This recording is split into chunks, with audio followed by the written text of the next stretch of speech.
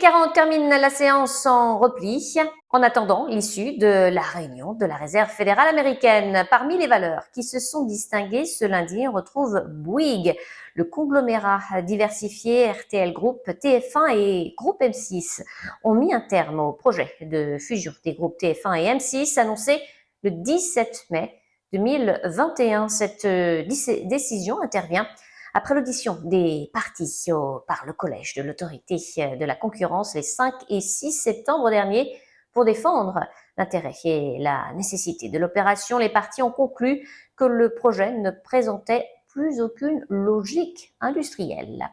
Le reste de l'actualité, Alstom, leader mondial de la mobilité durable et intelligente, et l'autorité ferroviaire roumaine ont signé un avenant à leur contrat cadre pour la livraison de 17 trains interrégionaux Coradia Stream supplémentaires, ainsi que 15 années de service de maintenance associés.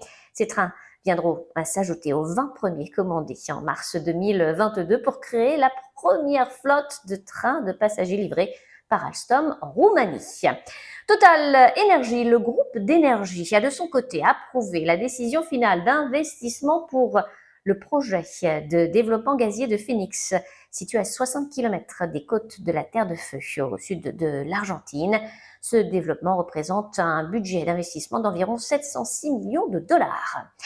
Valneva, société spécialisée dans les vaccins, et IDT Biologica ont conclu un accord sur la fin de leur collaboration sur Covid-19 après des livraisons de la substance du vaccin à Valneva et compte tenu des niveaux de commandes actuelles et des stocks existants. Compte tenu de la réduction du volume de commandes de la Commission européenne, Valneva a suspendu la production du vaccin et va en compensation verser à IDT jusqu'à 36,2 millions d'euros en cash et l'équivalent de 4,5 millions d'euros en nature matérielle acheté par Valneva.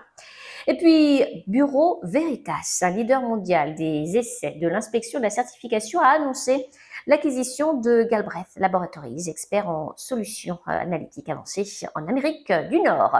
Enfin, Genfit, société biopharmaceutique de stade clinique avancé engagée dans l'amélioration de la vie des patients atteints de sévères maladies chroniques du foie, a signé un accord exclusif en vue d'acquérir l'intégralité des actions et droits de vote de Versantis, une société de biotechnologie privée de stade clinique basée en Suisse et visant à répondre aux besoins médicaux croissants dans le domaine des maladies du foie.